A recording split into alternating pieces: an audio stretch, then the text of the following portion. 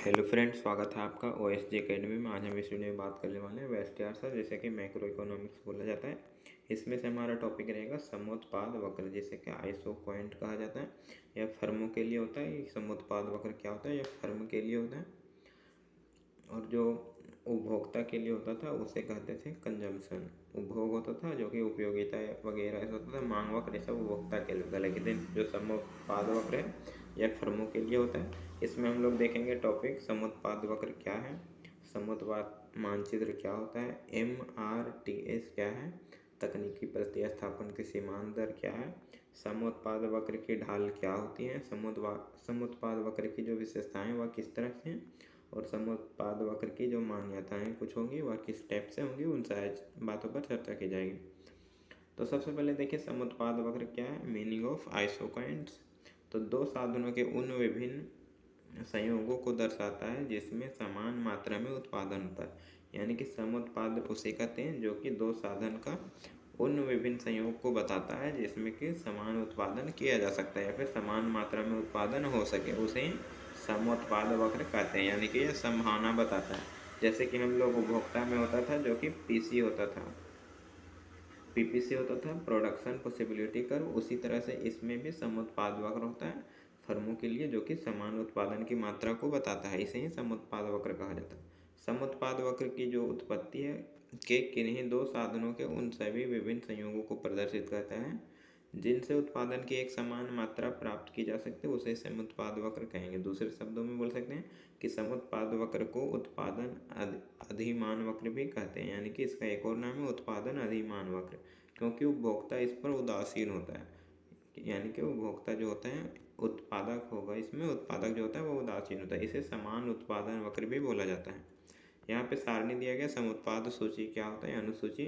तो यहाँ संयोग है ABCD। आप लोग को अगर याद होगा प्रोडक्शन पॉसिबिलिटी कर्व, तो उसमें भी संयोग होता था ABCD। और श्रम 1 2 3 4 है, और पूंजी की मात्रा जो है वह 12 से घटते जा रहा है। घटता क्यों है? तो यह ऋणात्मक संबंध को बताता है, क्योंकि साधन सीमित है और आवश्यकताएं अनंत है। तो जब श्रम 1 था तो पूंजी 12 था, तो उत्पादन हमारा 100 हो रहा था, यानी कि 100 यूनिट बोल सकते हैं। जब हम लोग श्रम को एक और बढ़ा दिए दो, तो हमारे पास साधन तो सीमित है, तो फिर पूंजी को 12 से घटाकर 8 करना पड़ा, और उत्पादन सेम हो रहा है। अगर श्रम 3 होता है तो फिर पूंजी को और घटाना पड़ेगा, 5 करना होगा, तो उत्पादन इस समय भी 100 यूनिट हो रहा है। श्रम जब 4 हुआ तो पूंजी की मात्रा 3 हो गया, और उत्पादन भी 100 यूनिट के बराबर है। इसी तरह श्रम की 5 इकाई प्रयोग करने पे पूंजी घटकर 2 इकाई बचता है, और उत्पादन सेम 100 यूनिट होता है। तो ये समोत्पाद वक्र है। इसे मानचित्र में दिखाएं तो कुछ इस स्टेप से बनेगा, जो कि हम लोग डिमांड कर्व बोलते थे। तो इसमें Q बोलना है, इसे IQ बोलते हैं, आइसो क्वाइंट। सिंपल में बड़ा I बड़ा Q, या फिर आपको मन बड़ा I छोटा Q भी लिख सकते हैं। आइसो क्वाइंट जो कि इज इक्वल टू 100 इकाई को दिखा रहा है। देख सकते हैं संयोग 1 है, यहाँ पे 12 यूनिट है और 1 यूनिट है। X अक्ष पे श्रम है, Y अक्ष पे पूंजी है। श्रम को L से दिखाते हैं, पूंजी को K से दिखाते हैं, आप लोग याद रखिएगा। तो जब B संयोग पे जाते हैं तो श्रम 2 हो जाता है, पूंजी 8। C संयोग पे श्रम 3 और पूंजी 5 हो जाता है। D संयोग पे श्रम 4 और पूंजी 3 हो जाता है, और E पे जो है श्रम 5 पूंजी 2। तो इस तरह से समोत्पाद वक्र का मानचित्र बनता है। इसकी अगर मानचित्र देखें, समोत्पाद मानचित्र क्या है, तो जब विभिन्न समोत्पाद वक्र को एक साथ ग्राफ द्वारा दिखाया जाता है तो वह समोत्पाद मानचित्र होता है। यानी कि जब बहुत सारे समोत्पाद वक्रों को IC जो होता है IQ, IC1, IC2, इस तरह से करके बहुत सारे को जब एक ग्राफ में दिखाया जाता है जो कि समांतर होते हैं, तो यह समोत्पाद मानचित्र कहलाता है। इससे यह पता लगाया जा सकता है कि ऊंचे समोत्पाद वक्र जो है वह नीचे की तुलना में अधिक उत्पादन करते हैं, क्योंकि IQ जो या फिर Q4 दिया गया समोत्पाद वक्र 4, और समोत्पाद वक्र 1 से ज़्यादा उत्पादन करेगा, क्योंकि यह 100 इकाई है, या 120, 140 या 160 यूनिट का उत्पादन करता है। आगे देखिए तकनीकी प्रतिस्थापन की सीमांत दर, जैसे कि यहाँ लिखा गया marginal rate of technical substitution, तकनीकी प्रतिस्थापन की सीमांत दर। तो उत्पादन की मात्रा जो है स्थिर रहता है, हर समय 100 यूनिट था। अभी देखें हम लोग, उसमें उत्पादन के किसी भी साधन विशेष को दूसरे साधन में प्रतिस्थापित करने की दर को तकनीकी प्रतिस्थापन की सीमांत दर कहते हैं। यहाँ पे देख लीजिए एक बार और, जो था टेबल, उसमें इस टेबल में देखिए कि यहाँ पे श्रम बढ़ रहा है, पूंजी की मात्रा घट रहा है, लेकिन उत्पादन हमारा निश्चित है। तो जो उत्पादन निश्चित होते हुए श्रम और पूंजी में जो अंतर हो रहा है, यानी कि यह बड़ा घट कितना अनुपात में रहा है, तो ये इस दोनों का अनुपात अगर निकाला जाए श्रम और पूंजी का, तो यही हमारा कहलाएगा तकनीकी प्रतिस्थापन की सीमांत दर। तो इसी को हम लोग देखते हैं। इसमें देख सकते हैं यहाँ पे इसका तालिका भी दिया गया, इससे समझाते हैं। यहाँ पे संयोग है ABCD, वही पिछला वाला। श्रम की मात्रा भी सेम है और पूंजी की मात्रा सेम है। इसमें अंतर यहाँ है, यहाँ उत्पादन उसमें लिखे थे जो कि 100 था। इसमें हमको अंतर बताना, MRTS बताना। यहाँ पे MRTS है, आप लोग लिख लीजिएगा, marginal rate of technical substitution. यहाँ देख सकते हैं श्रम की 1 बढ़ा और देख सकते हैं 1 से 2 हुआ, श्रम 1 से 2 हुआ यानी 1 बढ़ा। पूंजी 12 से 8 हुआ यानी कि 4 हुआ, तो 4 अनुपात 1 लीजिएगा। पूंजी को ऊपर लिखना है यानी कि पूंजी, तो इस तरह लिख सकते हैं, पूंजी का K बट्टा श्रम का L, K बट्टा L। तो 4/1 हो जाएगा यानी कि 4 अनुपात 1। देख सकते हैं 2 से 3 हुआ तो 1 बढ़ा, और ये 8 से 5 हुआ 3 हुआ, तो यहाँ 3/1 या फिर 3 अनुपात 1। इस तरह 3 से 4 में 1 हुआ, 5 से 3 में 2 हुआ, तो 2 अनुपात 1 या फिर 2/1 लिख सकते हैं।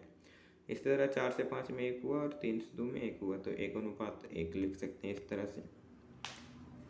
इसे देख सकते हैं यहाँ पे। अब समोत्पाद वक्र की हम लोग ढाल देखते हैं। ढाल क्या है, तो समोत्पाद वक्र की ढाल जो है प्रतिस्थापन की सीमांत दर के बराबर होता है। यानी कि अभी हम substitution rate of technical substitution निकाले थे, तो यह जो आया था यही ढाल भी बन जाता है, यानी कि दोनों बराबर हो जाते हैं। तो देख सकते हो change in K divide by change in L। अभी K हम बताए थे, पूंजी ऊपर लिखना है बट्टा L नीचे लिखना है, तो आ जाएगा। तो वही ढाल के बराबर होगा, या समुत्पाद वक्र की ढाल को दर्शाता है, स्लोप को दर्शाता है। यहाँ देख सकते हैं, या फिर समुत्पाद वक्र है ICQ, आइसो पॉइंट। और यहाँ पे देख सकते हैं चेंज इन Y कितना हुआ, चेंज इन X कितना बढ़ा।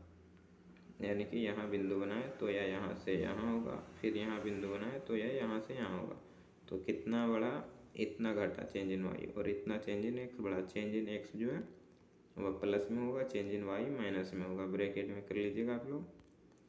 तो इसे ढाल लिख सकते हैं, change in Y divide by change in X is equal to change in K divide by change in L। Change in Y मतलब Y में परिवर्तन, यानी कि K में परिवर्तन हुआ पूंजी में। चेंज इन X मतलब लेबर में परिवर्तन हुआ श्रम में, तो इसीलिए चेंज इन L।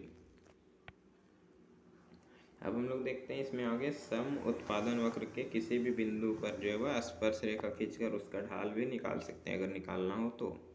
इसमें देख सकते हैं कैसे निकालना है। तो बिंदु K पर स्पर्श रेखा T और T डैश है। देखिए K बिंदु है, सबसे पहले इसमें आइसो पॉइंट था, Q था आइसो पॉइंट, समुत्पाद वक्र था, उसमें एक बिंदु हम K बनाए।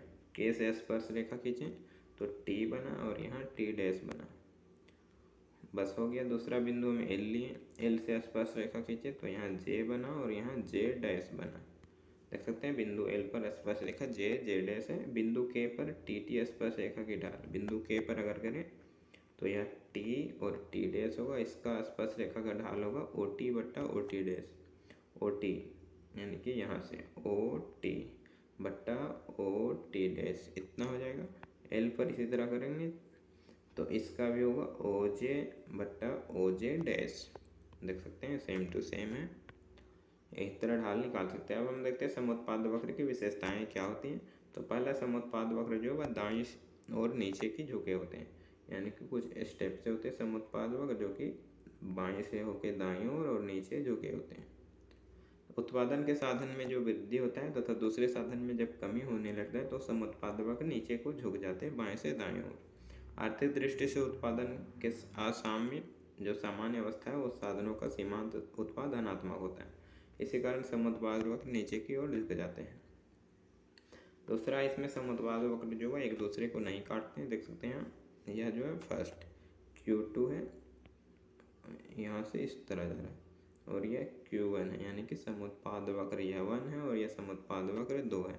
समुत्पाद वक्र 1 में 40 इकाई उत्पादन हो रहा है, समुत्पाद वक्र 2 में 60 इकाई, लेकिन दोनों एक बिंदु C है जो कि दोनों काट रहे हैं। तो इसका मतलब C को अगर माने तो कितना मान सकते हैं, 40 माने उत्पादन या 60 माने, क्योंकि एक समुत्पाद वक्र पर कोई भी बिंदु हो वहाँ पर उत्पादन सेम होता है, कोई भी बिंदु ले लीजिए। तो इसमें तो ये गड़बड़ हो गया, तो इसीलिए नहीं काट सकते हैं दोनों एक साथ। तो देख सकते हो उत्पादन का तकनीक स्थिर होता है, हमें पता है, साधन सीमित होते हैं। Q1 के अनुसार अगर बात करें हम लोग, Q1 यानी कि आइसो पॉइंट 1 के अनुसार, तो उत्पादन 40 इकाई हो रहा है, तो C पर भी 40 इकाई होना चाहिए, या फिर यहाँ बिंदु बनाए चाहे यहाँ बनाए, 40 इकाई होगा, क्योंकि Q1 ऑल अंडर 40 है। Q2 के अनुसार अगर बात करें तो C बिंदु पर 60 इकाई उत्पादन होना चाहिए, सभी बिंदु पे 60 ही होना चाहिए। Q2 में करें अगर हम तो, अतः दो समुत्पाद वक्र एक दूसरे को नहीं काट सकते। क्यों नहीं काटेंगे? क्योंकि काट ही नहीं सकते, क्योंकि उत्पादन गड़बड़ हो जा रहा है, साधन सीमित है। तीसरा देखें तो समुत्पाद वक्र जो मूल बिंदु को उन्नतोदर होते हैं, यह मूल बिंदु को उन्नतोदर होते हैं, उत्तल होते हैं। कुछ इस टाइप का उत्तल लेंस बनता है और अवतल लेंस इस टाइप के बनते हैं। लेंस आपको पता होंगे, तो 10 क्लास में पढ़े होंगे। तो जैसे जैसे साधन जो है K तथा L का प्रयोग में बढ़ाया जाता है, तो L और K के द्वारा प्रतिस्थापन की जो सीमांत दर होती है वह घटते जाती है। घटती कैसे है तो अभी हम दिखाते हैं यहाँ पे। अभी आप लोगों को दिखाया गया था कि कैसे घटता है। हाँ, यहाँ देखिए MRTS था, तो सबसे पहले 4 था, फिर 3 हुआ, फिर 2 हुआ, फिर 1 हुआ, यानी कि घटता जा रहा है लगातार। तो यही इसमें कि घटता जाता है। अब आगे देखिए इसमें कि जब किसी साधन का प्रयोग किसी अन्य साधन के स्थान पर किया जाता है तो तकनीकी प्रतिस्थापन की सीमांत दर घटती जाती है। तो इसी यहाँ पे बात कहा गया। अब हम आगे देखते हैं चौथा विशेषता कि समुत्पाद वक्र के जो है वह समान उत्पादन प्रदान करने वाली वस्तु को दर्शाता है। यानी कि इसमें कोई भी बिंदु ले लीजिए, चाहे A ले लीजिए, चाहे B, चाहे C, चाहे D, चाहे E, कोई भी।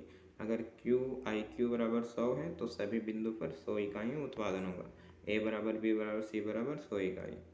अगर इसके ऊपर बनाए हम तो Q2, तो इसमें अगर D ले लें, E ले लें, F ले लें, तो यह हमेशा ABC से ज़्यादा उत्पादन करेगा। यह 200 कर सकता है क्योंकि यह ऊपर की ओर है।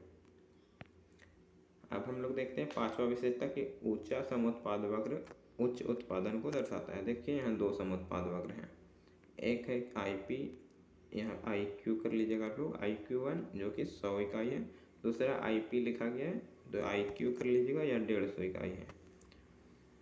यहाँ पे देख सकते हैं साधन Y पूंजी, साधन X श्रम है, जो होता है वही होता है। इसमें देखिए कि बिंदु P पर उत्पादन मात्रा OM है। P अगर बिंदु करें तो उत्पादन OM है, OM जो हमारा श्रम है, और ON जो है वह पूंजी की मात्रा लगी हुई है इसमें।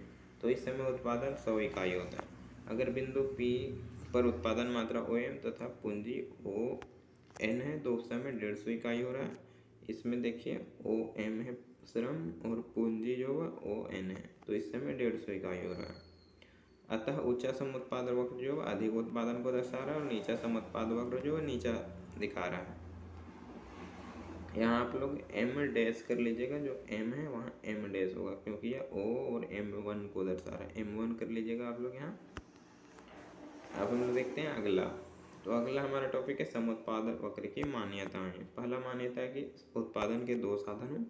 पहला साधन होगा श्रम, जिसे कि L कहेंगे, दूसरा साधन होगा पूंजी, जिसे कि हम लोग K कहेंगे। दूसरा तकनीक स्थिर होना चाहिए, यानी कि उत्पादन के लिए अगर 1000 रुपये दिया गया आपको, तो 1000 रुपये को ही बांट कर पूंजी और श्रम में उत्पादन करने होंगे आपको, यानी कि उत्पादन के तकनीक भी स्थिर होते हैं। तीसरा है विभाज्य साधन, यानी कि वस्तुएं जो पूंजी और श्रम है वह विभाज्य है, उसे आप कितना भी अनुपात में बांट सकते हैं, साधनों को छोटे छोटे भाग में तोड़ सकते हैं। चौथा है कुशल संयोग, यानी कि आपको पूरा उत्पादन करना है, एक भी पैसा को खाली नहीं छोड़ना है, पूरा लगा देना है। पूरा क्यों लगाएंगे? क्योंकि समुत्पाद वक्र पे ही रहना है। अगर A बिंदु है यहाँ, अगर आपको कम लगाएंगे साधन तो इधर आ जाएगा C बिंदु, B बिंदु पर आप आ ही नहीं सकते, क्योंकि आपने साधन का प्रयोग ही नहीं किया है। तो इस तरह से कुछ होता है इसमें। तो वीडियो अच्छा लगा लाइक कमेंट, चैनल को सब्सक्राइब कर लीजिएगा और कमेंट करके बताइएगा आपको कौन सा टॉपिक चाहिए वीडियो, और नोट्स के लिए वेबसाइट पे चाहिए, लिंक डिस्क्रिप्शन में है।